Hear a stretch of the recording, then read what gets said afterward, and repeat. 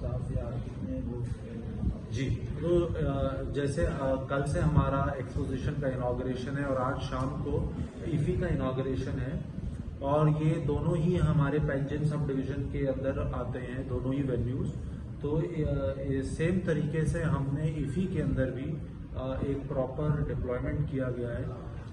More than 300 police personnel have been deployed for IFFI arrangement, and elaborate arrangements have been made for the opening ceremony, which is today, and for the closing ceremony, which is on 28th.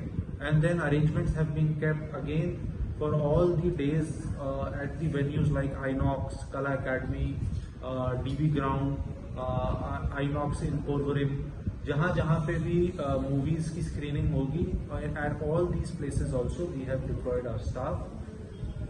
We are working closely with ESG, with NFDC, and we are the coordination is good, and we are sure that we will have a very smooth IFFI this time. So sir, these two events are happening side by side. So how you are making sure that no matter what the situation is not compromised, at the same time security is provided?